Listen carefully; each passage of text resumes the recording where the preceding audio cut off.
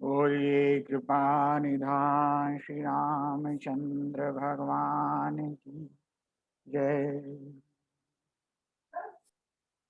हनुमान जी महाराज की जय।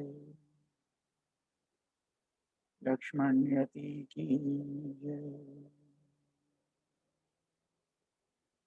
माता सीता की जय।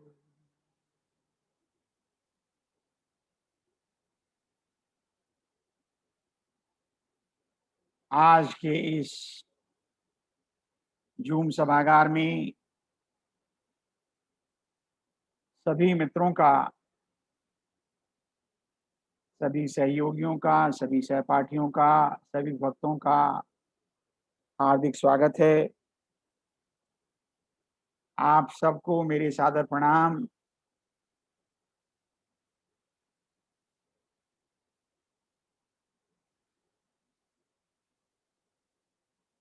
बड़ा हर्ष का विषय है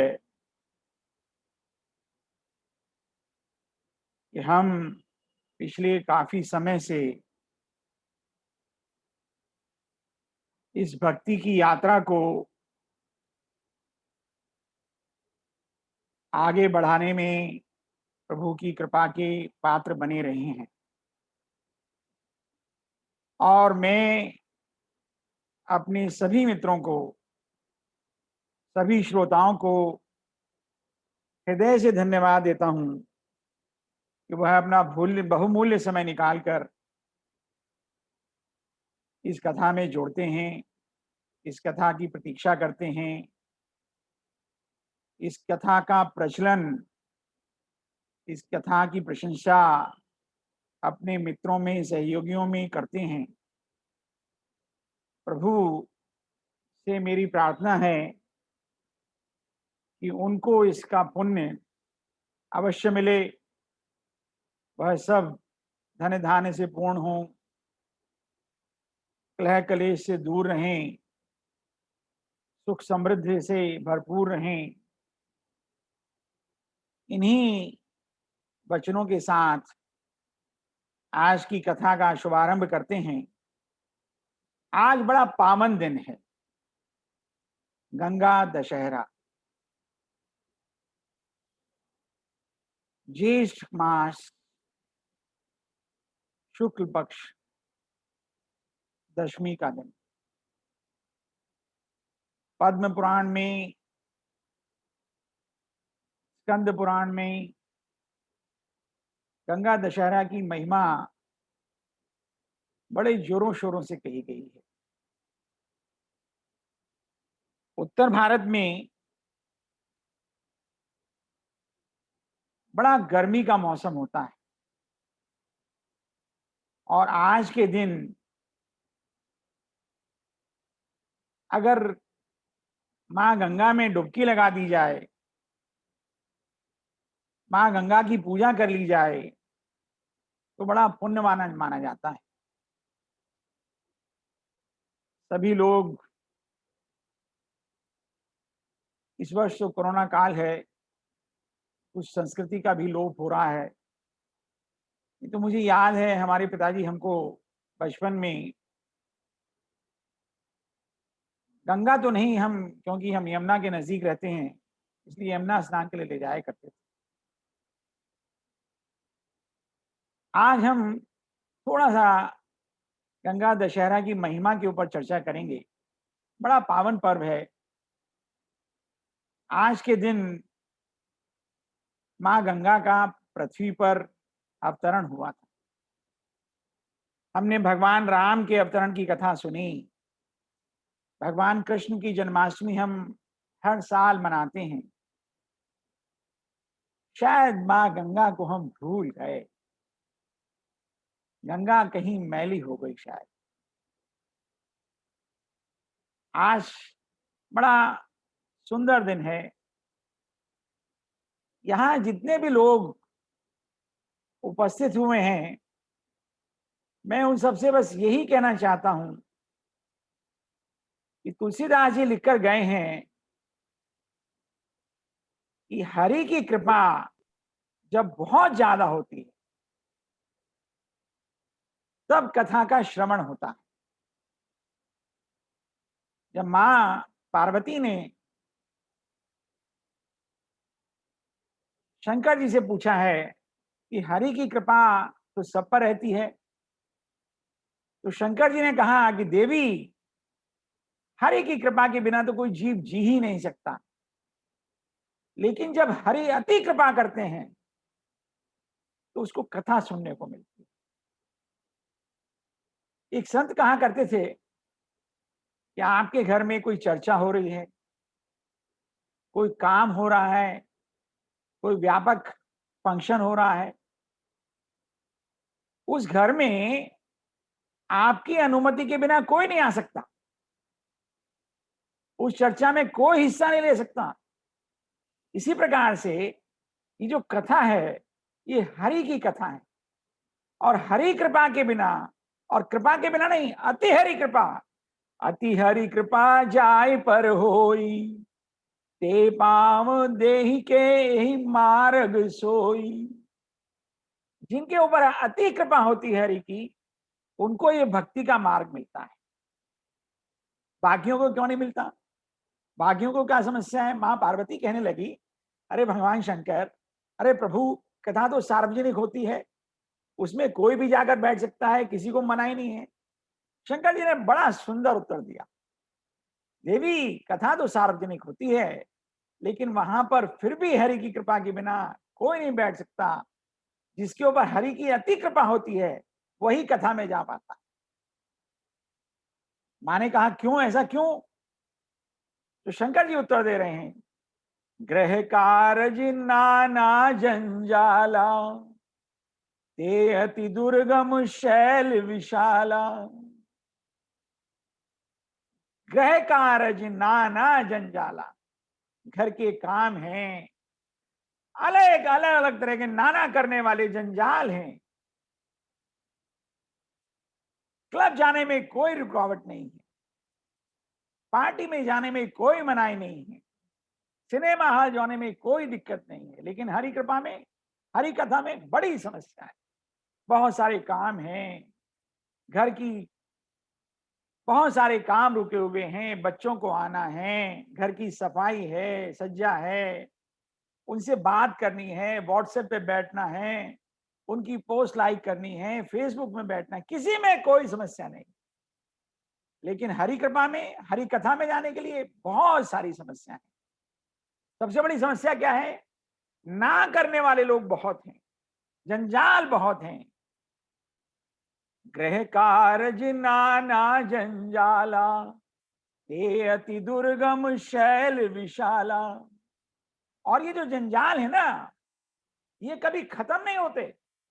जैसे आप पहाड़ों की तरफ जाइए, तो जब आप चलते रहते हैं तो आपको लगता है कि अब आप पहाड़ की चोटी पे पहुंच जाएंगे, लेकिन जब वहां पहुंचते हैं तो और बहुत सारी पहाड़ की चोटियां नजर आने लगती हैं।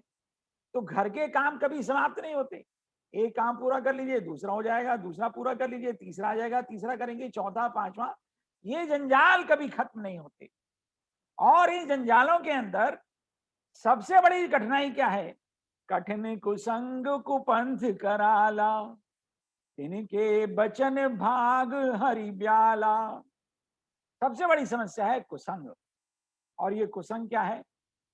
कुसंग है सबसे बड़ा हमारा अपना अहंकार, जो हमें ओंकार से दूर रखता है।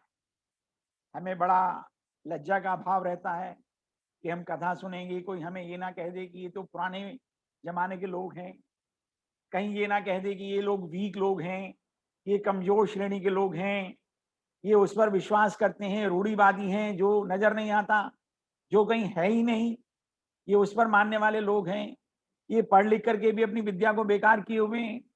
तो हमारा जो अहंकार है वो हमको कथा में जाने से रोकता है। इसीलिए शिव जी फिर बोले हैं, अति हरि कृपा जाय पर होई, ते पाव देहि यही मार्ग सोही।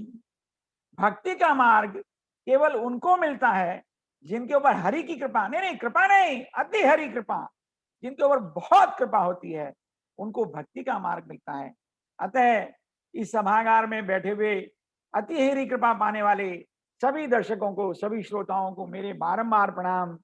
आज हम कथा कर रहे हैं गंगा दशहरा की, माँ गंगा के अवतरण की, माँ गंगा के, मैं देखिए जन्म दिवस तो नहीं कह सकता, लेकिन पृथ्वी पर उनका, क्योंकि माँ गंगा तो भगवान विष्णु के नख से निकली है। जन्म तो उनका किसी को नहीं मालूम। गोमुख से होती हुई माँ गंगा अविरल लगातार बहती हुई, कल कल करती हुई और सागर में जाकर विलीन हो जाती है। और आज के दिन भगीरथ ने जगत कल्याण के लिए, अपने पितरों के उत्थान के लिए माँ जगत जननी का आह्वान किया था और उनको मार्ग प्रशस्त किया था। देखिए, माँ गंगा एक अकेली ऐसी देवी हैं जिनको भगवान विष्णु का सानिध्य प्राप्त है, क्योंकि भगवान विष्णु के नख से निकली हैं। ब्रह्मा जी के कमंडल में समाई हैं, ब्रह्मा जी की पुत्री कहलाती हैं और भगवान शंकर के सानिध्य में उनकी जटाओं में रही हैं। इसलिए एक ऐसी जगत जननी, जगत तारिणी, पतित पावनी माँ गंगा, बोलो हर हर गंगे जय जय गंगे, हर हर गंगे जय जय गंगे, बोलो गंगा मैया की जय। उत्तर भारत में जो ज्येष्ठ का माह होता है, बड़ा गर्मी का मौसम होता है।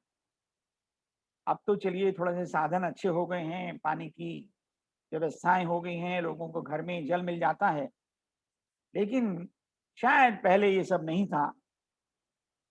दूर प्रदेश के लोग जल में स्नान करने के लिए जब गंगा में पहुंचते थे, इस आनंद की अनुभूति उनको होती होगी।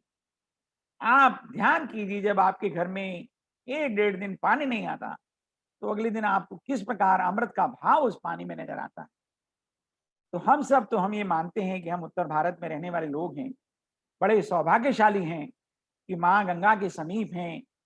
और मैं समझता हूं कि सभी भक्त जनों के घरों में, सभी हिंदुओं के घरों में जल कलश, गंगा जल का कलश हर किसी के पास होता है।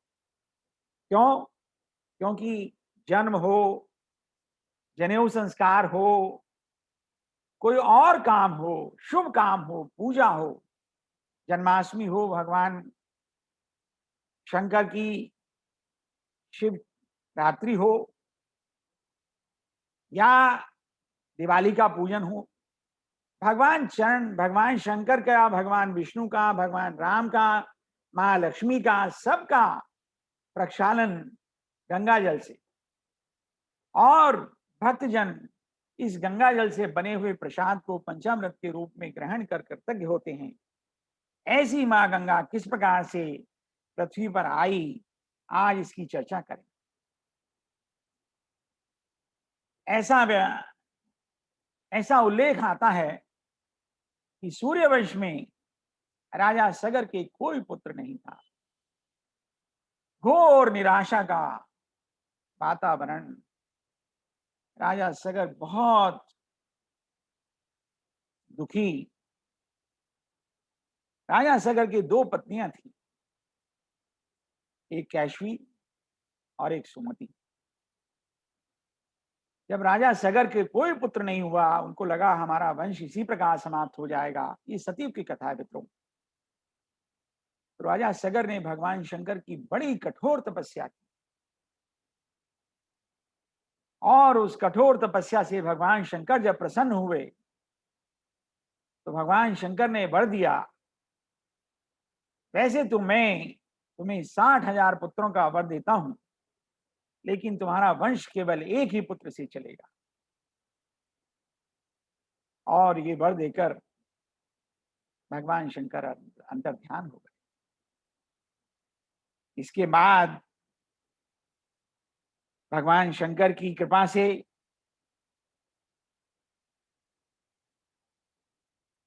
केशनी को एक पुत्र हुआ, जिसका नाम रखा गया असमंजस। और सुमति को 60,000 पुत्र हुए। बड़ा सुंदर माहौल बन गया। सारे नगर में कीर्तन होने लगे, खुशियां मनाई जाने लगी। और खुशियों के चलते, जब राजा के यहाँ पुत्र होते हैं और 60,000 पुत्र, और वो भी बड़ी तपस्या के बाद हुए, तो सारे वन, सारे नगर में कौतूहल का, खुशी का, प्रसन्नता का, त्योहार का माहौल बन गया। और राजा ने भी खूब धन लुटाया, बड़ी कृपा रही।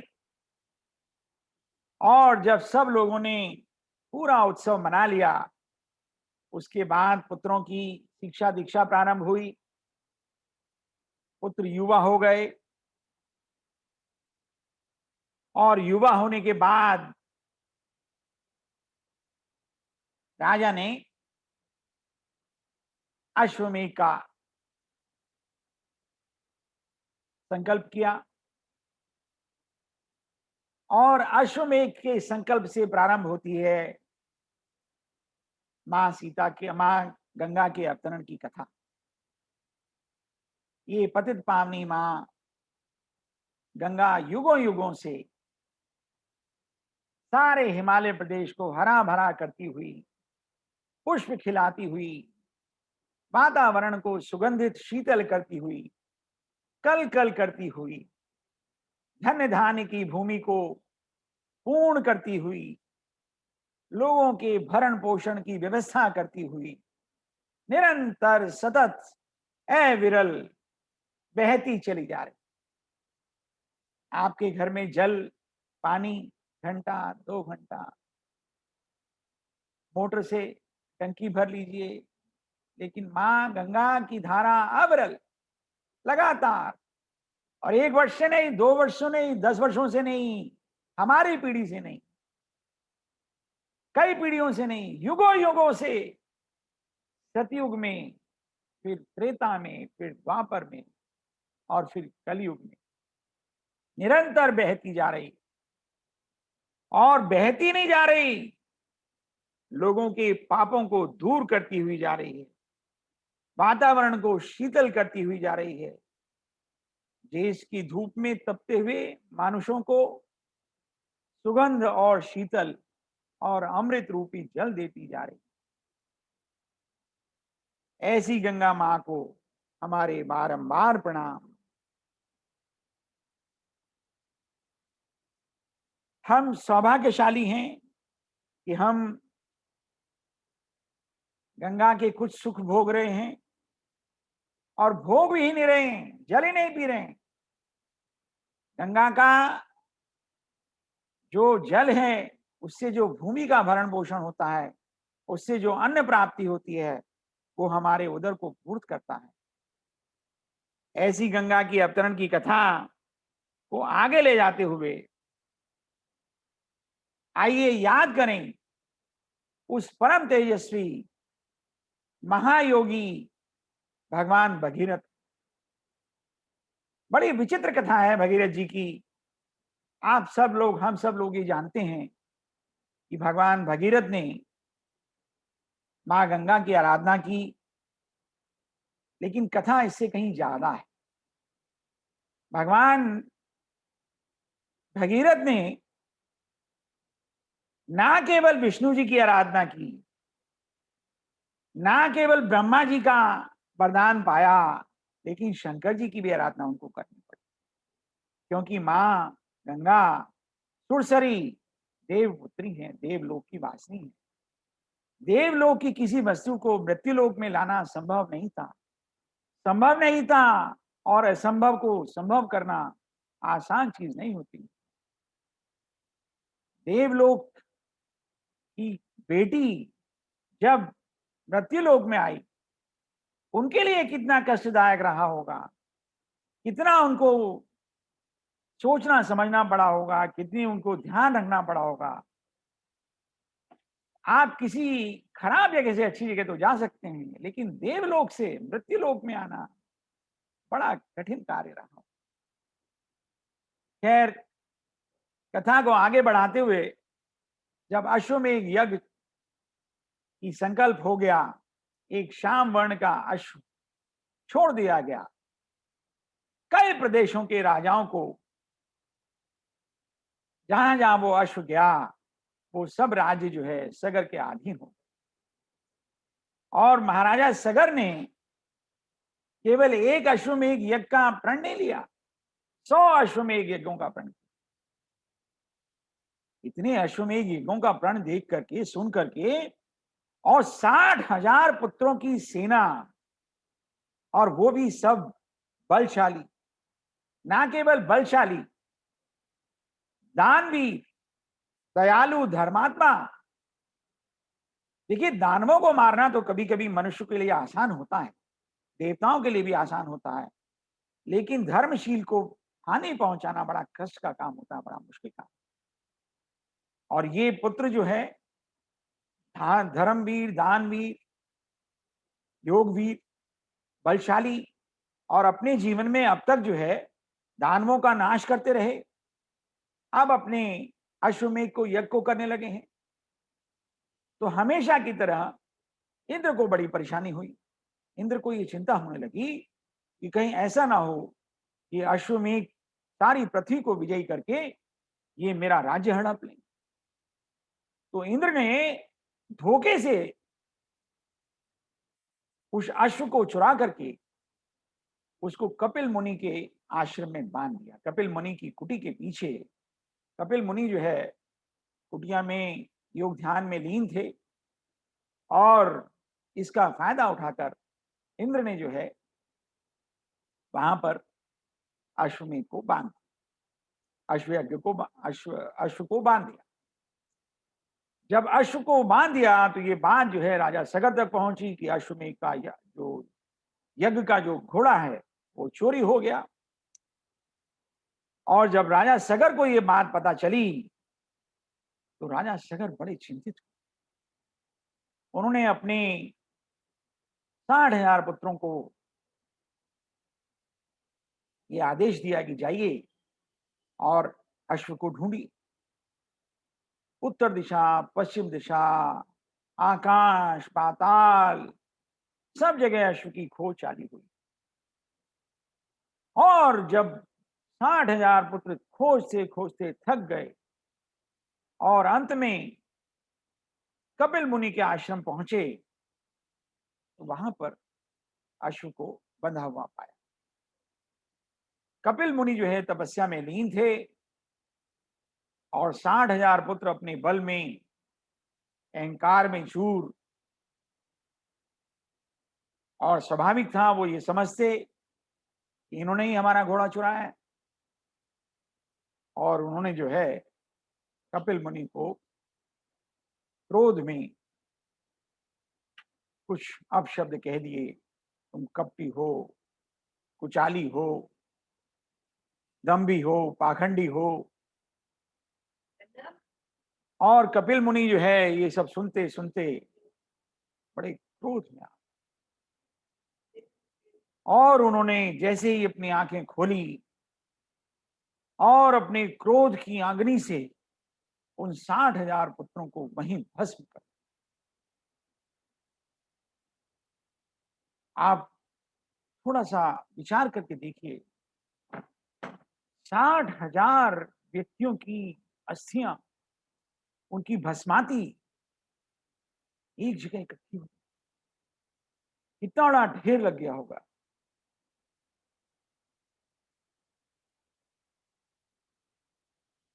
जब सब के सब जो है वहां भस्म हो गए, राजा सगर को ये सूचना मिली कि इस प्रकार कपिल मुनि ने सबको भस्म कर दिया है, तो राजा बड़े चिंतित।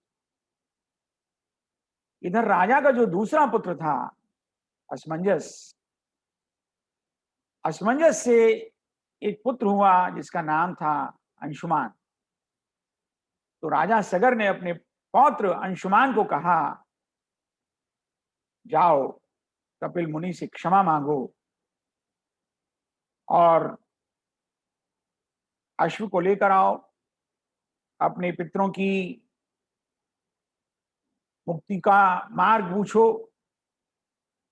अंशुमन जो है बड़े दयालु, मृदुभाषी, और अंशुमन जो है कपिल मुनि के आश्रम पहुंचे, पहुंचकर दंडवत प्रणाम किया। कहा, महाराज, मेरे चाचाओं से बड़ा अपराध हुआ, लेकिन हम सांसारिक प्राणी अपराध करने के लिए हैं। आप बड़े दयालु हैं, दयानिधि हैं, करुणानिधान हैं, ऋषि हैं। ऋषियों का कार्य ही क्षमा करना होता है। जब इस प्रकार की मधुर वाणी सुनी तो कपिल मुनि का कुछ क्रोध शांत हुआ, और जब क्रोध शांत हुआ तो कपिल मुनि ने कहा कि तुम अश्व ले जा सकते हो। तो अंशुमान जो है कपिल मुनि के चरणों में गिर, बोले, देव ऋषि, मैं यहाँ अश्व लेने ही नहीं आया हूं। आप मेरे पितरों की मुक्ति का मार्ग बताएं। ये मेरे पुत्र इस अपराध बोझ से, इस अपराध से किस प्रकार मुक्त होंगे। कपिल मुनि ने कहा, अंशुमान, मार्ग तो है, पर बड़ा कठिन मार्ग है।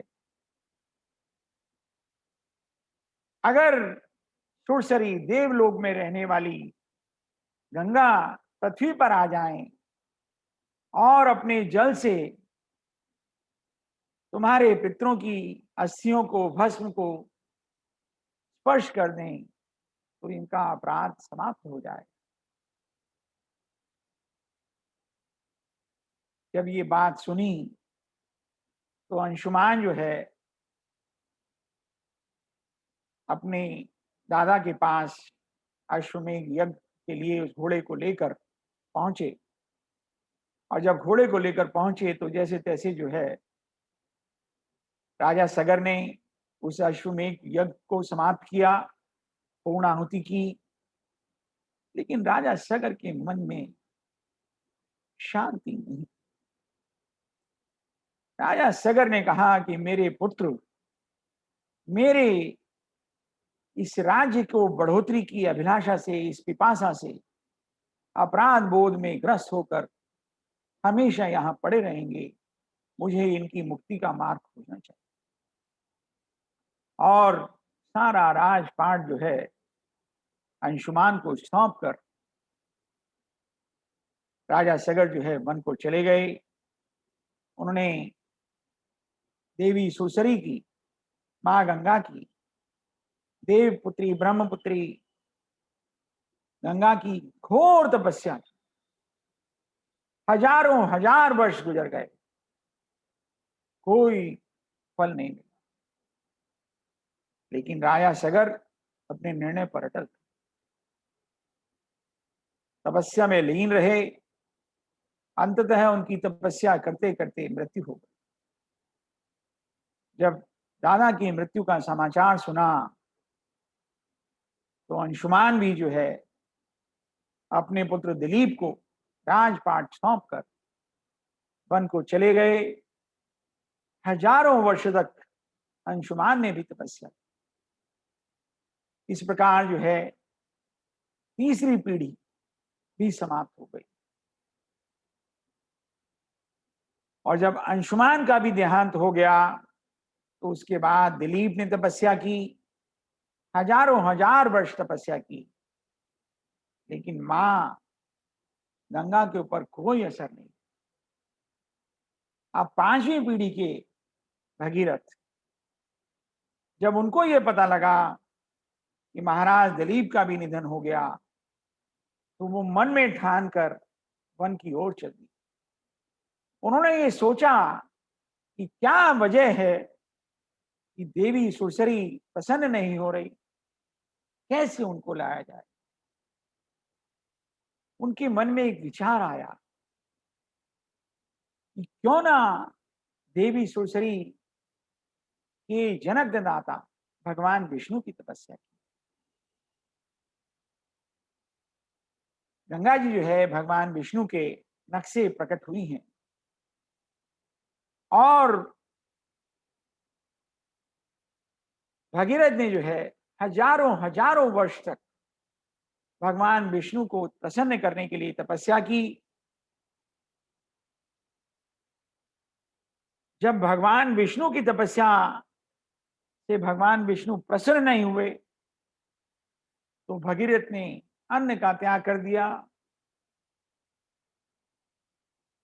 जब अन्न के त्याग से भी कोई प्रभाव नहीं पड़ा तो उन्होंने जल का भी त्याग कर दिया। उनका शरीर क्रश क्रश हो गया, लेकिन चेहरे पर तपस्या का तेज। जब अन्न जल छोड़कर केवल वायु को पीकर तपस्या करते करते बहुत समय बीत, तब उनकी नासिका से एक अग्नि की ज्वाला प्रकट हुई और ये अग्नि की ज्वाला प्रचंड रूप लेकर देवलोक पहुंची। अग्नि को देखकर देवलोक में हाहाकार मच गया। सब देवगण परेशान हो गए, विचलित हो गए, विकल हो गए। ये अग्नि की ज्वाला तो सबको भस्म कर दे, इसका स्रोत कहां है, ये कहां से आ रही। और उस अग्नि की ज्वाला को क्षमा मांगते हुए सभी देवगण जो है उसको साथ लेकर जो है जब पृथ्वी लोक पर आए तो उन्होंने देखा कि एक कृश अवस्था में तपस्वी पृथ्वी पर तप कर रहा है। हाथ जोड़कर सभी देवताओं ने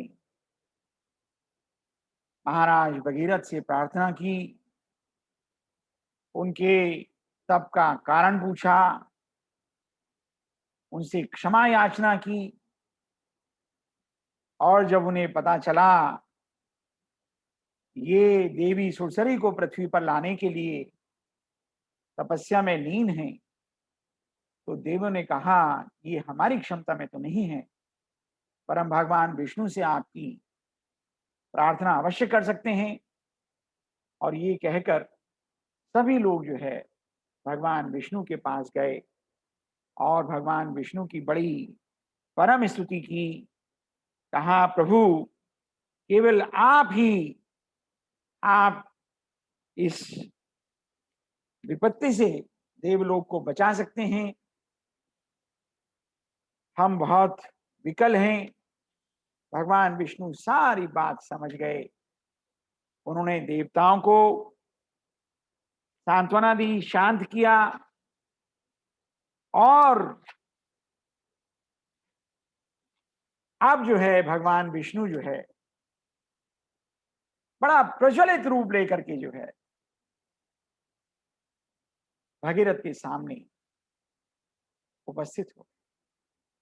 सारा हिमालय जगमगा गया और जब सारा हिमालय जगमगा गया, सारे में प्रकाश ही प्रकाश हो गया।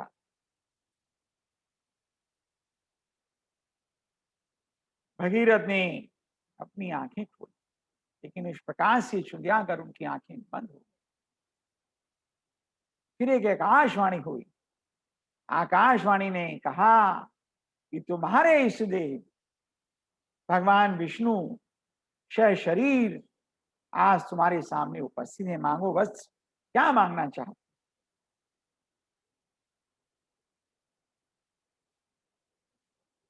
और फिर भगीरथ ने भगवान विष्णु के सामने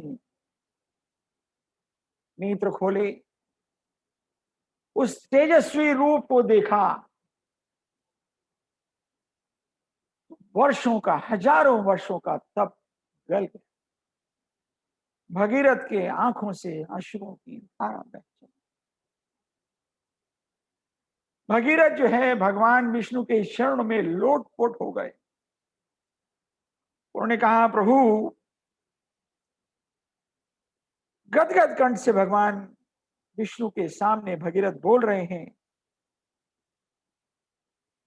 दीननाथ दीन बंधु हो, दया सिंधु परमेश्वर हो, शरणागत के रक्षक हो, जग पालक हो, जगदीश्वर हो। हे प्रभु, आप दयानिधि हैं, जगत के पालक हैं, चराचर चर के स्वामी हैं, परापार परमेश्वर ब्रह्म हैं। मुझे अपनी शरण में लीजिए। मैं एक निवेदन आपसे करना चाहता हूं, अपनी पुत्री को देवलोक से मृत्युलोक में भेज दीजिए। भगवान विष्णु ने कहा, अरे ये क्या मांगते हो? ने कहा, भगवान इसके अलावा मेरे पास मांगने को कुछ नहीं, मुझे अपने पितरों का उद्धार करना है। देखिए कितना बड़ा दर्शन है। अभी भी मांग पलटी नहीं है, अपना उद्धार नहीं करने की बात कही है, युगों युगों तक तपस्या की है, हजारों वर्ष तक अन्न जल छोड़कर तपस्या की है, लेकिन अपने ध्येय से अडिग नहीं हुए। अपना उद्धार नहीं मांगा, अपने पितरों का उद्धार मांगा। और कलयुग में थोड़ा सा मौका मिलता है, सबको छोड़ देते हैं, मित्रों को, पितरों को, बड़ों को, छोटों को, केवल अपना स्वार्थ। मैं कोई आपको नहीं कह रहा हूं, मैं अपने आप को भी कह रहा हूं। प्रेरणा के स्रोत हैं ये युग पुरुष। आज संसार इसीलिए इनको संसार युगों युगों से इनकी प्रशंसा करता है। भगीरथ कह रहे हैं, हे प्रभु, देवपुत्री अगर मृत्युलोक में आ जाए तो मेरे पितृ उतर जाएं। हे कमलापति, आपकी जय हो।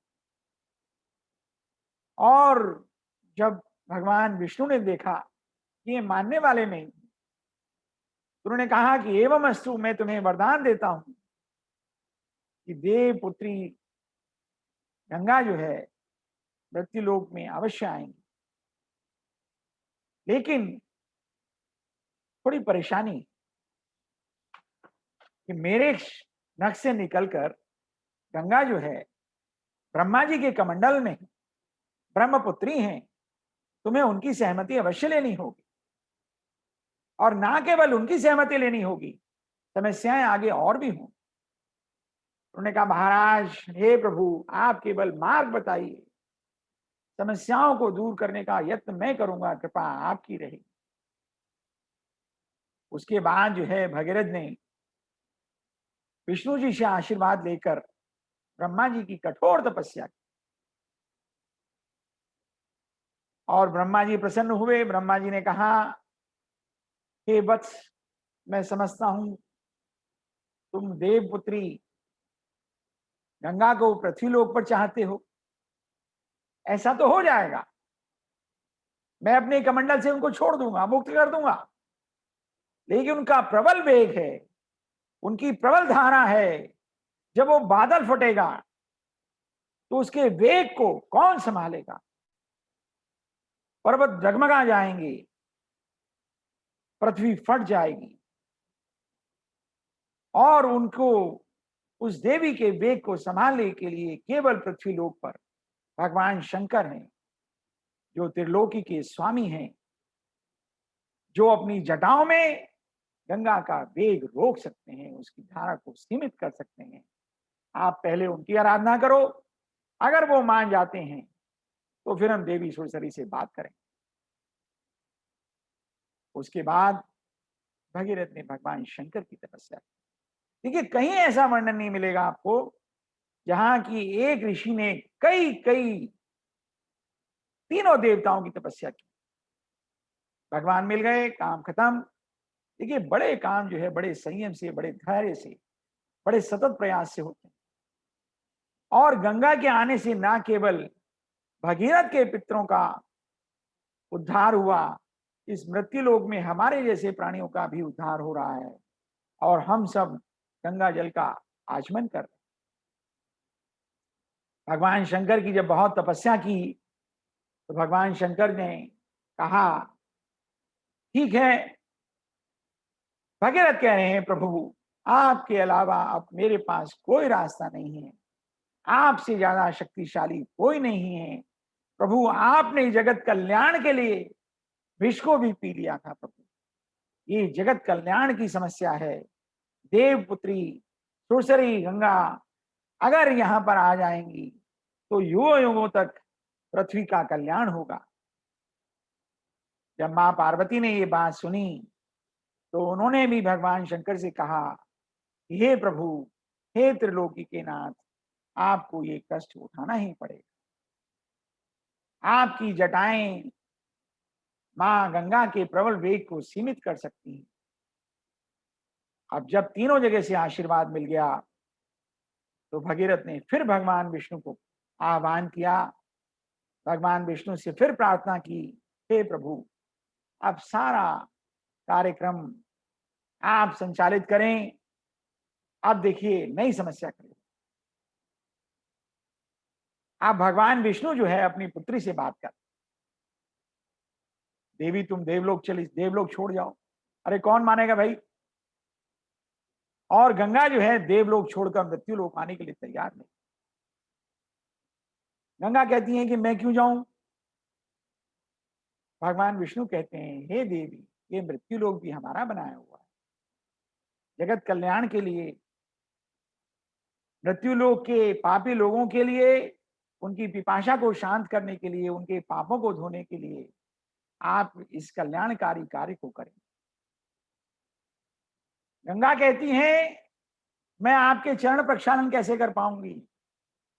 विष्णु जी कहते हैं, मैं साल में एक बार अवश्य आया करूंगा तुमसे मिलने के लिए, और तुम्हारे पर स्नान करने के बाद जो हर की पैड़ी के ऊपर चढ़ेगा उसको मेरा धाम प्राप्त होगा। बड़ी मान मुनम्बर के बाद मां जो है राजी हुई पृथ्वी लोक पर आने के लिए,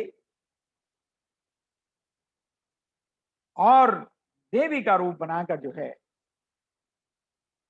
मां भगीरथ के पास पहुंची। भगीरथ से पूछा,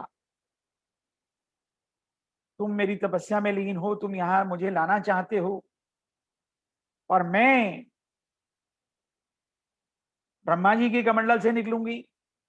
ब्रह्मा जी जब मुझे छोड़ेंगे, लेकिन मेरा वेग इतना प्रबल है, आकाश हिल जाएगा, पर्वत डगमगाने लगेंगे, दिशाएं चित्कार करने लगेंगी,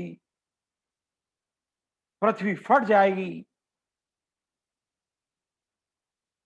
भगीरथ हाथ जोड़कर खड़े हो, बोले, मां, आपके प्रबल वेग को रोकने के लिए केवल भगवान शंकर अपनी जटाओं में आपको समाहित कर लेंगे। लेकिन गंगा को इस बात का यकीन नहीं हुआ। गंगा ये कह गई यहां तक, ऐसा ना हो कि मैं भगवान शंकर समेत जो है पाताल में समा जाऊं। खैर, भगवान शंकर भी इस वार्ता को सुन रहे होंगे।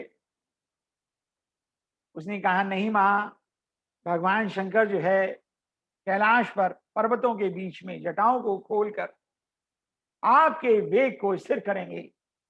आप पृथ्वी पर आ पाएंगी, जगत का कल्याण होगा, जनमानस की प्यास बुझेगी, पृथ्वी का हरियाली बढ़ेगी, पुष्पों में नई शक्ति आएगी।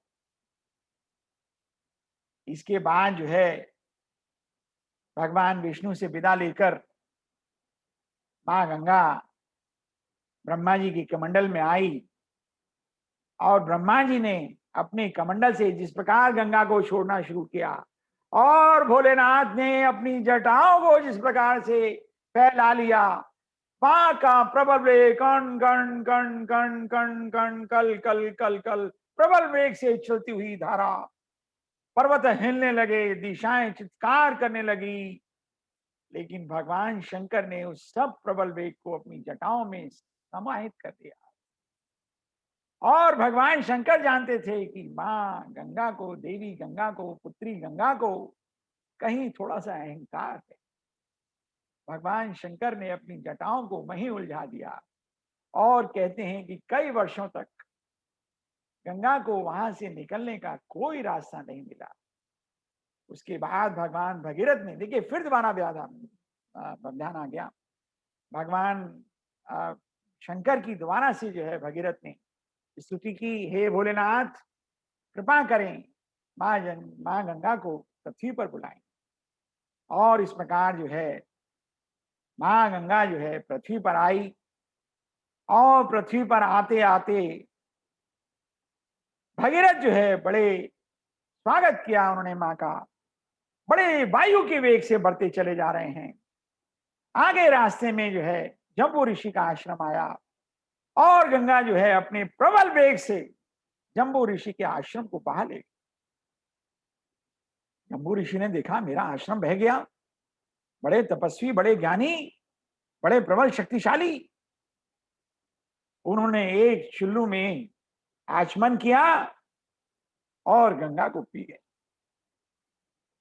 जब भगीरथ ने देखा पीछे मां गंगा आ रही थी, कलकल की ध्वनि समाप्त हो गई, पीछे मुड़कर देखा तो जम्बू ऋषि खड़े। जम्बू ऋषि से पूछा, हे प्रभु, यहां मां गंगा को आपने कहीं देखा? जम्बू ऋषि सारी कथा समझ गए। भगवान भगीरथ ने उनको हाथ जोड़कर प्रणाम किया, हे प्रभु, गलती होती आई है, क्षमा कीजिए। मेरे पितरों का उद्धार जब ही होगा, इस जगत का कल्याण जब ही होगा, जब आप गंगा को इस मृत्युलोक में प्रवाहित होने दें। इसके बाद जम्बू ऋषि ने जो है गंगा को प्रवाह के लिए छोड़ा। अब से मां जानवी कहलाई। जम्बू ऋषि से प्रवाहित होने वाली मां जानवी। मां गंगा का अवतरण हर की पौड़ी पर हुआ। उसके बाद प्रबल वेग से चलते चलते चलते चलते चलते चलते सारे प्रदेश को हरा भरा करते, पृथ्वी की प्यास को बुझाते, पतित लोगों के पाप धोते धोते मां कपिल मुनि के आश्रम पहुंची। वहां पर कपिल मुनि के आश्रम में जितनी राख पड़ी हुई थी, जितने हड्डियों के ढेर पड़े हुए थे भगीरथ के पितरों के, उन सब को स्पर्श करते हुए उनको अपराध मुक्त किया। बोलो गंगा माता की जय। अब देखिए कथा यहीं समाप्त नहीं होती। अब मां का धन्यवाद किया भगीरथ ने और भगीरथ ने कहा, मां मैं आपका बहुत हृदय से आभार करता हूं, आपने मेरे पितरों का उद्धार किया। तो मां बोली, ये बताओ, मैं यहां आ तो गई हूं, लेकिन देवलोक के विपरीत ये मृत्युलोक है। यहाँ के लोग बड़े पापी हैं, बड़ा उल्टा आचरण करने वाले हैं। इनके पाप धोते धोते मैं अगर मैली हो गई तो मेरा उद्धार कैसे होगा? तो भगीरथ जी ने बड़ा सुंदर उत्तर दिया। उन्होंने कहा, मां आपकी महिमा इतनी अपरंपार होगी कि इस मृत्युलोक में जो लोग विरक्त हैं, जो साधु हैं, जो शुद्ध हैं, साधक हैं, वो आपके दोनों किनारों पर अपना वास बनाएंगे और जब वो आपका आचमन करेंगे तो आप पाप मुक्त रहेंगी मां। और जब ये बात मां गंगा ने सुनी तो उन्होंने कहा कि हे भगीरथ, आज से मैं भगीरथ ही कहलाऊंगी। बोलो गंगे माता की जय। इस प्रकार गंगा का इस मृत्युलोक में अवतरण हुआ। आप सभी बंधु बांधवों ने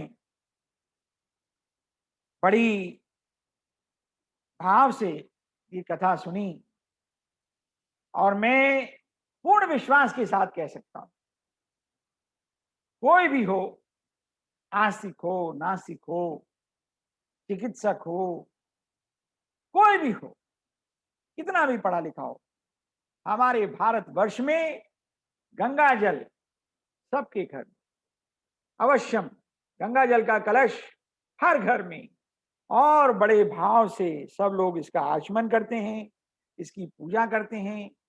इसको बड़े भाव से भगवान की पूजा में हर जगह इसका प्रयोग किया जाता है।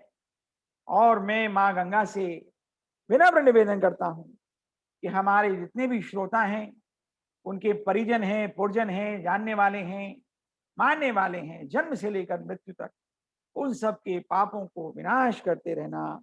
आप अपनी मां कृपा बनाए रखना। बोलो गंगे मैया की जय। एक छोटा सा श्लोक जो मैं, पावन मंत्र जो गंगा के लिए, जब भी आप गंगा में स्नान करें, बहुत छोटा सा मंत्र है, आप उसका हमेशा पठन पाठन करें। उससे जो है आपको हमेशा शांति भी मिलेगी। जब आप अपने घर में हों तब भी आप जो है, आजकल ऐसा कहते हैं कि गंगा जल जो है अब नलों में भी आता है।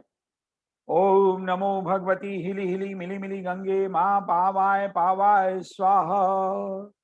ओम नमो भगवती हिली हिली हिली मिली मिली मिली गंगे माँ पावाय पावाय स्वाहा। हे माँ गंगे, मुझे बार बार मिलना और बार बार मुझसे हिलकर मिलना, और मेरे पापों को, ना केवल मेरे हाथ से किए हुए पापों को, मेरे वाणी से, मेरे विचार से आए हुए सभी पापों को आप हर लेना माँ। मुझे सुबुद्धि प्रदान करना। गंगे च यमुने च गोदावरी सरस्वती नर्मदे सिंधु कावेरी जले अस्मिने सन्निध्यम कुरु।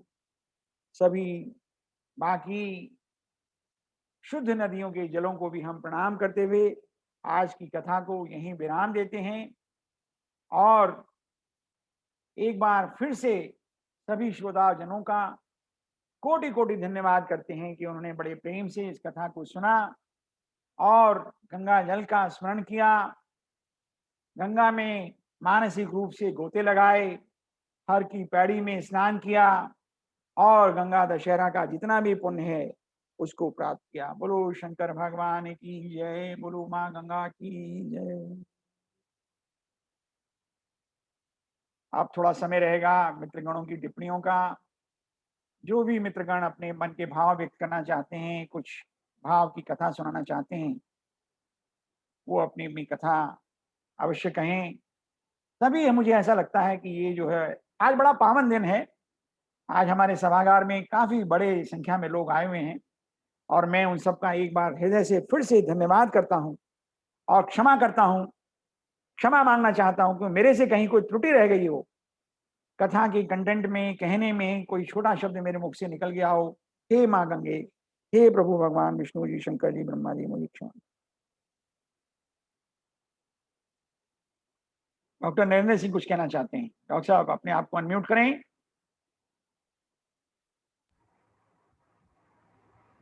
जिस तरह से आपने भाव विभोर होकर के गंगा के अवतरण का जो कथा सुनाई है, तो वो हमें ऐसा लगा कि जैसे हम पूरा वृतांत के टाइम में वो देख रहे हैं उसको, और उसका जो पुण्य जो हमें मिला है वो उसके लिए बहुत बहुत धन्यवाद आपका।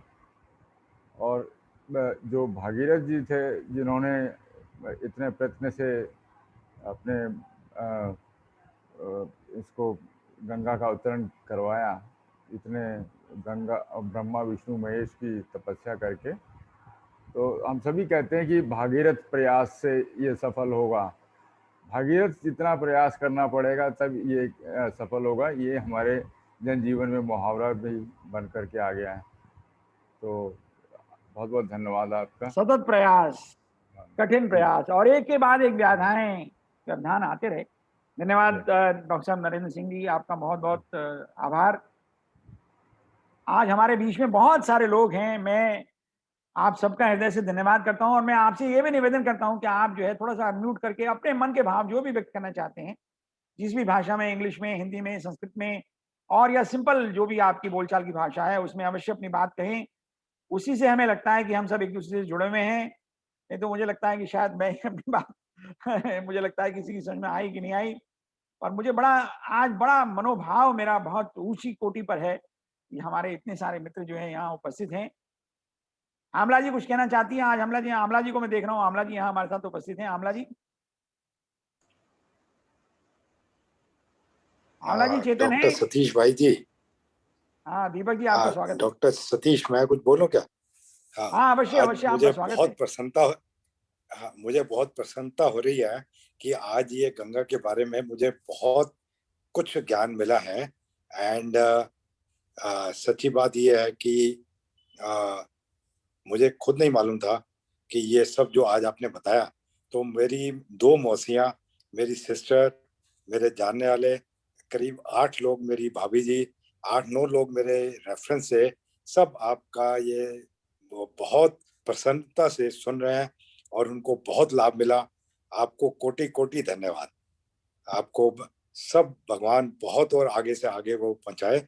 और आप थोड़ा सा सैटरडे को भेज देंगे तो मेरे जितने जानने वाले हैं वो सब बहुत खुश होंगे ये सुन के, उनका उद्धार होगा।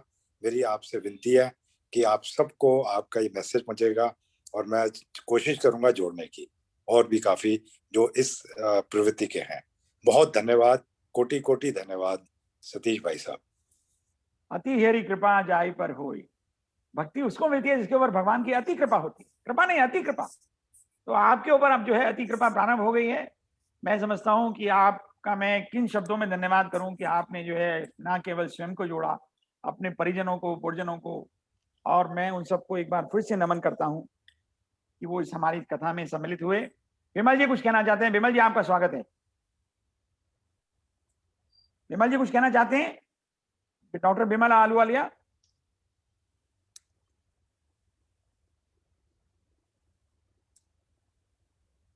डॉक्टर विमल जी शायद नहीं कुछ कहना चाहते हैं। मैं डॉक्टर मीनाक्षी जी सतीश का जी, आह्वान करता हूँ। हाँ विमल जी आइए, सतीश कहिए, जी, सॉरी, क्षमा चाहता हूँ। जिस तरह से आप पुकारते हैं तो मुझे अपने ऑनलाइन क्लासेस की याद आती है। ऐसा लगता है मैं स्टूडेंट को रोल नंबर या नाम से पुकारता हूँ तो लगता है अंधे कुएं में आवाज दे रहा हूँ, भैया आ जाओ। कौन कौन अंधे नहीं कुएं नहीं में नहीं, आ ऐसा जाओ, नहीं है। नाम तो देखिए बताओ बात यह अपना। है, डॉक्टर नरेंद्र सिंह, ये सब लोग भाव विभोर हो जाते हैं जी और जी मुझे जी। ऐसा लगता है कि इनके अंदर कहीं कहीं थोड़ा सा संकोच है और मैं उस हाँ संकोच को दूर करना चाहता हूँ। मेरा जी मेरा भाव ये रहता है कि सभी लोग जो है इस प्लेटफॉर्म पे अपने जी मनोभाव व्यक्त कर सकें जी और बिना जी बिना झिझक के कर सकें और मैं जी सबका स्वागत कर सकूं, सबको जो है इस प्लेटफॉर्म पर बैठा सकूं। मेरा ऐसा अपना भाव। डॉक्टर विमल आलूवालिया जी आप कुछ कहना चाहते हैं? अच्छे गुरु का सबसे यही क्वालिटी है कि वो सारे शिष्यों को अपने साथ लाने की कोशिश करते हैं। धन्यवाद आपका। मुझे चलिए डॉक्टर डॉक्टर विमल, हाँ। सतीश डॉक्टर सतीश, मुझे आप में भगवान का रूप नजर आने लगा है। अरे प्रभु आप मैं नहीं, मैं दिल से कह रहा हूँ ये बात कि मेरा चलिए आप जन्म धन्य हो गया कि भगवान के रूप में भगवान ने आपके रूप में अपना अवतार भेजा। मैं दिल से ये बात कर रहा हूँ और मैं आज धन्यवाद आपका। मैं आपसे प्रार्थना 8:25 करूंगा से कि आपकी मेरे वेट कर रहा। मेरे डॉक्टर राहुल नैथानी जी हमारे साथ कुछ कहना चाहते हैं। डॉक्टर राहुल जी बड़े विद्वान व्यक्ति हैं और बहुत सारे वेद पुराण इन्होंने पढ़े हुए हैं और बहुत बड़ी ऊंची कोटि के सर्जन भी हैं और बहुत सारे बोन मैरो ट्रांसप्लांट्स भी कर चुके हैं और मैं हर बार इनकी बहुत प्रशंसा करता हूं क्योंकि मैं करता नहीं हूं, मेरे मुख से अपनाम निकलती है। बड़े विद्वान व्यक्ति हैं। राहुल जी आपका स्वागत है। कृपा करके थोड़ा सा मार्गदर्शन करें। सभी को नमस्कार। बहुत धन्यवाद। मुझे लगता है आज का प्रसंग आज के दिन सुनने के लिए, एक तो बहुत अच्छा किया कि आज के दिन हमने कुछ और ना डिस्कस करके गंगा अवतरण डिस्कस किया। मुझे लगता है मतलब हिंदू होके भी हमें बहुत सारे त्योहार पता नहीं होते। गंगा दशहरा कम से कम हमारे मानस पटल में अंकित रहेगा। आज की कथा मेरे लिए इसलिए महत्वपूर्ण थी, हम सब ने बचपन में सुनी है, टीवी में देखी है। मैं हेमेटोलॉजिस्ट हूँ और हम लोग लिम्फोमा बहुत ट्रीट करते हैं और मैं अपने अधिकतर पेशेंट्स को जब काउंसिल करता हूँ कि आपको दवाई हम शुरू करेंगे, आपको बहुत सारा पानी पीना है। बहुत सारा पानी क्यों पीना है? There is an entity called tumour lysis syndrome. कई बार ट्यूमर इतना तेजी से मेल्ट होता है कि किडनी चोक हो जाएगी, सब कुछ ब्लॉक हो जाएगा। लोगों को समझाने के लिए मैं 100 में से 100 बार गंगा अवतरण का उदाहरण देता हूँ कि जैसे पहले आपको याद होगा गंगा नदी को नीचे आना था, वो इतना तीव्र वेग से आती कि सब बहा के ले जाती, तो बीच में शिव जी को अपनी जटा बांध के उनका वेग रोकना पड़ा। उसी तरीके से हमें भी ट्यूमर लिसिस रोकने के लिए खूब अच्छा हाइड्रेशन करना है, अच्छे से फेबुटाज लेनी है before we start chemotherapy and all. तो ये सारी कहानियां जो हैं या सच्चे वृतांत हैं प्रोबेबली, मेरा ये मानना रहा है कि इनको हम जितना ज्यादा अपने नॉर्मल लाइफ की एक्टिविटीज में आत्मसात करते हैं और पहचानते हैं, वो उतना ज्यादा अच्छा होता है। And I am very confident in saying मेरे 100 में से 100 पेशेंट को ये कंसेप्ट समझ आता है और वो लोग अच्छे से हाइड्रेशन लेते हैं, क्योंकि माँ गंगा के अवतरण की कहानी सबने सुनी है, सबको पता है वो वेग क्या होता है। और जब हम लिम्फोमा लिसिस की बात करते हैं, मतलब it is very easy to explain that. So आज मेरे को सिर्फ इतना सही कहना था। Thank you. धन्यवाद राहुल जी, बहुत अच्छा आपने जो है अपने मनोभाव व्यक्त किए और मैं समझता हूँ आप शायद कहीं भी एक्सरसाइज कर रहे हैं और फिर भी आपने जो है हमारे इस प्रोग्राम में समय निकाला। आपका बहुत बहुत धन्यवाद। और हम समझते हैं कि हम भी इस प्रकार अपने रोगियों से बात करते हुए इस प्रकार के जो है चित्रण को अगर व्यवस्थित कर पाएंगे तो सबका भला होगा और हमारी जो है संस्कृति भी आगे बढ़ेगी। आपका फिर से एक बार हृदय से धन्यवाद। डॉक्टर शुभलता जी कुछ कहना चाहती हैं? डॉक्टर शुभलता जी हमारी बहुत रेगुलर श्रोता हैं और बहुत भाव से आती हैं। मैं आपका धन्यवाद करता हूँ। भाव तो आप में भरे हुए हैं, आपका इतना तन्मयता से आपका पूरा सुनती हूँ और अचंभा होता है मुझे कि आपने बात कही त्रुटि। आप इतना बड़ी कथा इतना लंबा टाइम बोलते रहे, कोई इतना अच्छे शब्दों में ये देख के अचंभा होता है मुझे। अच्छा, एक बात और मुझे कहनी थी कि जब गंगा जी का जो अवतरण होता है तो वो 7 धाम हरिद्वार से पहले 7 धाराओं में बढ़ती हैं। और वो एक बार हरिद्वार गई थी तो वहाँ पे एक मंदिर है जो कोई 6-7 मंजिल ऊंचा है, उसके ऊपर चढ़ के मैंने देखा था। तो मैंने देखा था वो 7 धाराओं में उनका विभाजन होता है। ऐसा कहते हैं कि वो सप्त ऋषियों के कल्याण के लिए 7 धाराओं में, ये मालूम नहीं सही है कि ठीक है, ये आप ही इसके बता सकते हैं। नहीं, बहुत अच्छा सप्तधारा जो है वहाँ पर है और जो लोग सौभाग्यशाली हैं उनको सप्तधारा भी दिखती है। जब मैं वहाँ गया था थोड़ा शायद गर्मी का समय था और उस वक्त मैं तो 2-3 धारा देख पाया शायद, लेकिन वहाँ सप्तधारा रही है, इस बात का मेरा पूर्ण विश्वास है। डॉक्टर शुभलता जी आपका बहुत बहुत धन्यवाद। थोड़ा सा समय का हमारे पास आज, फिर हम आपसे दोबारा जुड़ेंगे। डॉक्टर अरुण दुग्गल जी कुछ कहना चाहते हैं? अरुण जी आपका स्वागत है। हाँ जी, बहुत बहुत धन्यवाद। मैं तो एक तरह से आपका फैन ही हो गया हूँ। मेरी आवाज आ रही है? हाँ मैं सुन पा रहा हूँ, हम आपको देख भी पा रहे हैं। आपका स्वागत है। नहीं, थैंक यू। मैं तो एक तरह से आपका फैन ही हो गया और बिना पलक झपके आज आपका देखा है ये, क्योंकि मैं एक सीरियल देखता होता था अपने हॉस्पिटल में खाली टाइम में बैठ के, देवों के देव महादेव। उसमें इतना ज्यादा डिटेल में दिखाया जाता है, पर आपने तो उससे भी आगे निकल गए। इतना डिटेल तो मैंने उसमें भी नहीं देखा। बहुत बहुत धन्यवाद। अरुण जी, मैं आपसे निवेदन करूंगा कि आप थोड़ा समय निकाल करके हर रविवार को इसी लिंक पर जुड़ने का प्रयत्न कीजिए और हम सतत जो है इस प्रयास को आगे जारी रखना चाहते हैं। और मैं ये भी आपसे अपेक्षा करूंगा कभी थोड़ा बहुत आप एक छोटा सा वृतांत भी आप जो है भक्ति का हमारे साथ प्रस्तुत कर पाएंगे तो हमारे लिए बड़ा सौभाग्य का विषय होगा। पर वो आपका अपना भाव है, आपकी अपनी इच्छा है, उसके लिए मेरी तरफ से कोई संकोच में डालने की बात नहीं है। पर मैं बात से अभिभूत हूँ कि आप जो है हमारे बीच में उपस्थित हैं और आपने अपनी बात जो है बड़े भाव के साथ प्रस्तुत की। आपका बहुत बहुत धन्यवाद। वो आपके सभी कष्टों को दूर करे, ऐसी कामना करता हूं।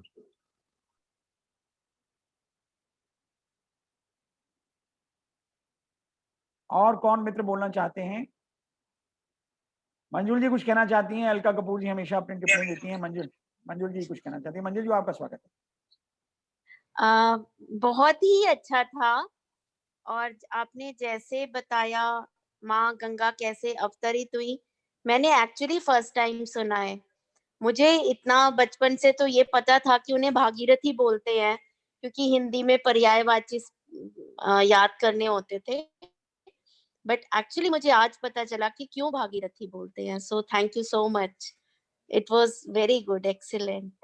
Thank you. मैं एक भाव और अभिव्यक्त करना चाहता हूँ। जिन घरों में हम सब लोग जो है कथा सुनते हैं, कथा कहते हैं, मेरा अपना मानना ये है कि ये जो है बच्चों के अंदर जो है आने वाली जो पीढ़ी है उसके अंदर हम एक अलार्म भर देते हैं। जैसे अलार्म जो होता है ना वो लगाया किसी वक्त जाता है लेकिन बोलता कभी और है। तो ये अलार्म जो है आने वाली पीढ़ी के अंदर कभी न कभी अवश्य बोलेगा और वो अभी अपने आपको सेटल करने में इस उपाह में लगे हुए हैं, थोड़ा सा अभी संघर्ष में हैं जीवन के और अभी माया के जंजाल में हैं। लेकिन हम लोग भी माया के जंजाल में तो बहुत हैं, हम ये कोई नहीं कह रहे कि हम विरक्त हैं, लेकिन थोड़ा सा समय अगर हम बच्चों के साथ और कभी उनको चलते-चलते कभी डाइनिंग टेबल पे बैठते हुए थोड़ा बहुत बता पाएँगे तो सौभाग्य का विषय रहेगा। और हमारे मित्र जो भी कुछ कहना चाहते हैं उन सबका दोबारा स्वागत है। मंजू जी आपका बहुत-बहुत धन्यवाद। अलका जी कुछ कहना चाहती हैं? अलका जी आपका स्वागत है। हाँ सतीश, बहुत ही अच्छा था। मैंने भी पहली बार ये कथा सुनी है, मुझे बिल्कुल आइडिया नहीं था। और हम लोग तो मतलब गंगा जी को ज्ञान कहते, ज्ञान की गंगा। तो मैं तो यही कहूंगी कि आज मैं गीता जी ही पढ़ी थी, चैप्टर 7 में ही ज्ञान विज्ञान था, तो एक बस 2-3 पंक्ति बोलूंगी कि 3 तरह के ज्ञान उन्होंने आज हमें बताए थे। कि एक तो इंद्रिय जनित ज्ञान है, जो हम इंद्रियों से देख के सुन के पता लगाते हैं, और बुद्धिजन ज्ञान है, जो बुद्धि से हमें पता चलता है कि भाई सूर्य जैसे डूबता नहीं है, वो पृथ्वी है जो चक्कर लगा रही है, इसलिए सूरज डूबता हुआ नजर आता है। और तीसरा होता है जो बुद्धि से भी ऊपर का ज्ञान है, जिसे हम इंट्यूशन कहते हैं, जो तर्क से भी पार है ना, जो गट फीलिंग भी जिसको बोलते हैं। और ये तीनों ही ज्ञान जो है ये जीवन में बहुत जरूरी है, और ज्ञान से फिर अल्टीमेटली हमें प्योरिटी मिलती है और हम भगवान की तरफ जाते हैं। तो ज्ञान मीन्स गंगा फॉर मी, मैं इतना कहना चाहती हूँ।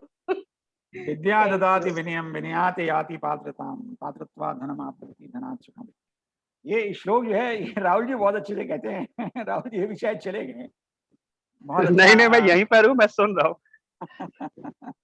चलिए कर अलका जी धन्यवाद आपका, बहुत अपने जो है बहुत सुंदर जो बात कही। और मैं समझता हूँ कि यहाँ पर बड़े प्रबुद्ध लोग हैं, सभी ज्ञानी जन हैं और ज्ञान की गंगा में बह चुके हैं। और मेरा दृढ़ विश्वास है कि सभी लोग जो है गंगा में स्नान अवश्य कर सकें। और जब ये जाएंगे दोबारा से गंगा में, तो ये कथा उनके चारों तरफ, उनके मन में, उनके सरोवर में, उनके मानस में अवश्य रहेगी। और ये माँ गंगा को जो है हम दोबारा भाव से प्रणाम कर पाएंगे और गंगा जल का बहुत पवित्रता से प्रयोग कर पाएंगे, ऐसी मेरी आशा है। और कोई मित्र, संजय जी आप कुछ कहना चाहते हैं? डॉक्टर संजय मलिक, मीनाक्षी जी, चंद्रकांत मोगे जी, और जो भी मित्र मेरे से छूट गए हैं जिनका नाम है, किरण जी, और जो कुछ भी कहना चाहते हैं, मैं सबका आपका हृदय से स्वागत करता हूँ। कृपया अपनी बात निर्भीक होकर के बेधड़क कहें, ये प्लेटफॉर्म सबके लिए बराबर है। चंद्रकांत जी, मोगे जी। हाँ, हेलो सतीश, आपने बहुत अच्छा प्रवचन किया। मैं सिर्फ इतना ही कहना चाहता हूँ कि मतलब मेरा इस क्षेत्र में बहुत रुचि है कि शब्दों के अर्थ कैसे निकालने हैं। तो इसमें वेदों में एक प्रकार का, वेदों के अर्थ शब्दों में, मतलब वेदों में जो शब्द आए हैं उनके अर्थ निकालने के लिए एक शास्त्र है जिसे निरुक्त या निघंटु कहते हैं। तो उसमें जनरली जो शब्दों के अर्थ निकाले जाते हैं वो विथ रेफरेंस टू कॉन्टेक्स्ट। तो जैसे वेदों में गंगा शब्द आया है, पर वेदों में जो गंगा शब्द आया है उसका अर्थ ज्योग्राफिकल गंगा नहीं है। उसका अर्थ मतलब उस मतलब जो कॉन्टेक्स्ट आया उसमें अलग अलग है, कि जैसे सरस्वती या ज्ञान गंगा या इस तरह का अर्थ है। तो उस समय मतलब वो अर्थ लेना चाहिए। वैसे ही वेदों में अयोध्या शब्द आया है, तो उससे कुछ लोग ऐसा अर्थ निकालते हैं कि देखो वेदों में भी अयोध्या लिखा है, मतलब राम वेदों के टाइम से हैं। तो ये गलत है। वेदों में अयोध्या जो शब्द आया है वो अपने शरीर के लिए आया है। अष्टचक्र नव द्वारा देवानाम पूर अयोध्या। तो मतलब अपने शरीर को अयोध्या कहा है, क्योंकि इसमें जो भी डिफरेंट सिस्टम्स हैं वो आपस में लड़ाई नहीं करते, इसलिए उसको अयोध्या कहा गया है। वैसे इंद्र शब्द जो है, इंद्र शब्द व्यक्ति के लिए, मतलब एक्चुअल पर्सन, ज्योग्राफिकल पर्सन के लिए, मतलब हिस्टोरिकल पर्सन के लिए यूज होता है। पर वेदों में जो इंद्र शब्द आया है वो किसी हिस्टोरिकल पर्सन के लिए नहीं आया, वो आया है आकाश में जो शक्ति है जो बारिश करवाती है उसके लिए आया है। तो इसलिए मैं यही कहना चाहता हूँ कि इसमें अगर लोग रुचि लेंगे तो अपने शास्त्रों का सही अर्थ निकलेगा, और मतलब जो भ्रम हमारा फैले हुए हैं गौरव भी अपने बढ़ेगा शास्त्रों में और हमें गर्व का अनुभूति भी होगी, और हमारा ज्ञान तो बढ़ ही रहा है, और हम जो है और एक शुद्ध जीवन जीने की तरफ अग्रसर भी होंगे, ऐसा मेरा मानना है। और डॉक्टर चंद्रकांत मोगे जी ने बिल्कुल अलका कपूर जी की बात को थोड़ा सा आगे बढ़ाते हुए उसको विस्तार में चर्चा की। डॉक्टर चंद्रकांत मोगे जी बड़े विद्वान व्यक्ति हैं और काफ़ी वेदों का ज्ञान है, और मैं आपका बहुत बहुत धन्यवाद करता हूँ। मेरा अपना मानना यह है कि राम राज्य जो है कोई शासन व्यवस्था का नाम नहीं है, ये मनुष्य की अवस्था का नाम है। और अवस्था क्या है कि जब सब मनुष्य एक दूसरे को परस्पर प्रेम करते हैं, वो जो है राम राज्य की अवस्था है। अगर हम राम राज्य की व्यवस्था की बात करते हैं तो हम राम कहाँ से लाएं? अगर हम हम चाहते हैं कि राम राज्य हो जाए तो राम राम कहाँ से लाएंगे? राम राज्य जो है, मेरा मानना है, चंद्रकांत मोदी जी की बात में आगे बात थोड़ा सा बढ़ाते हुए कहना चाहता हूँ कि राम राज्य जो है एक शासन की व्यवस्था नहीं है, एक मनुष्य की अवस्था है। जब सब लोग एक दूसरे को परस्पर प्रेम से देखने लगें और जो है समर्पित एक दूसरे के प्रति हो जाएं, कुछ गलत काम करना छोड़ दें, ये अपने आप में राम राज्य स्थापित हो जाएगा। लेकिन हम सब जो है मायावी प्राणी हैं, हम सब मौके की तलाश में रहते हैं। पर मैं समझता हूँ कि अगर हम 23 घंटे में से 7 दिन में 23 घंटे में से 1 घंटा भी अगर यहाँ बैठ करके प्रभु का नाम ले लेते हैं, तो कुछ ना कुछ तो हम समझते हैं कि कहीं ना कहीं हम प्रभु की थोड़ा सा तनिक। चंद्रकांत जी, आप कुछ और टिप्पणी को बढ़ाना चाहते हैं? नहीं, बस इतना ही कहना चाहता था। धन्यवाद चंद्रकांत जी का, बहुत बहुत सतीश, आभार। मैं जरा सा ऐड ऑन करना चाहती हूँ कि राम का अर्थ ये भी है अंदर का प्रकाश, अंदर की रोशनी। तो हम सबके अंदर राम ही है, हमने उसे पहचाना नहीं है। हम जितना हम आपस में मिलेंगे और ये स्पिरिचुअलिटी की बात करेंगे, उतना हम अंदर जाएंगे। तो इट इज वेरी इंपॉर्टेंट कि काफी लोग हमसे जुड़े, तभी हम राम राज्य ला पाएंगे अपने देश में। तो ये मेरी पर्सनल फीलिंग है कि हम सबको जुड़ना चाहिए, अपने अंदर जाना चाहिए, अपने राम को पहचानना चाहिए। Thank you.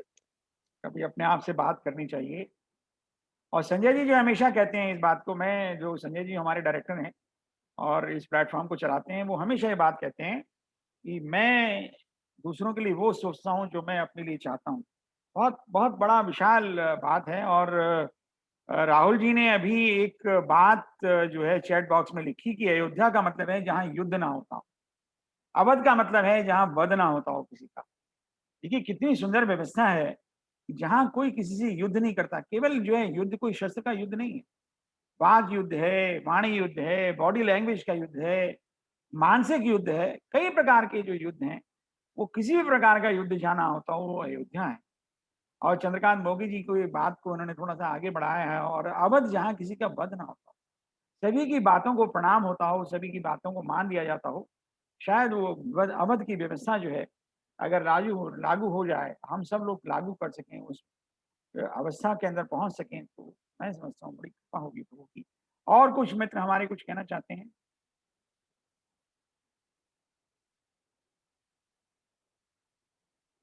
मैं समझता हूँ कि अब जो है संजय जी का समय है। संजय जी, आपका स्वागत है। आप सभी मित्रों को धन्यवाद देते हुए और सभा का समापन करें, उन सबको अगले रविवार के लिए निमंत्रण दें। और मेरी सबसे एक बार दोबारा विनती है कि आप लोग भी जो है थोड़ा सा कोई जो भी आपका प्रिय प्रकरण हो, जो भी देव हो, जो भी वृतांत आपको याद हो, सबको यहाँ प्रस्तुत करें। हम सबका बड़े भाव से स्वागत करते हैं और सबको हम चाहते हैं कि वो लोग यहाँ बैठ करके अपनी बात कह सकें। ये क्लोज ग्रुप है। संजय जी, आप प्लीज अपनी बात I want to just thank everybody who is here and appreciate you taking all this time off. I learn a lot from these sessions. I can probably say that probably of all my friends who are here, and we all appreciate the time you take, Satish, to go through all of this. And but thank you everybody to be here. We will be carrying this session on every Sunday, same time, same Zoom site. So look forward to good attendance. And kindly do not wait for the link. The link remains the same. It is the same link. It is valid every Sunday, and the link becomes active 15 minutes before the time. So all of you can join with the same link. You can save the link at any place where you like. Though we try to send the same link again with a different topic, but the link remains the same. That's what, Sanjay? That is correct. So I will try and keep that going forward. So of course, the use of Zoom is changing, and as we open up in our society here, hopefully we will be going back to seeing patients the normal way. So we are using Zoom a little less, but we will try and keep this going forward for the time being. Thank you all for being here. And happy Father's Day to everybody who's here. So, great. Have a good day.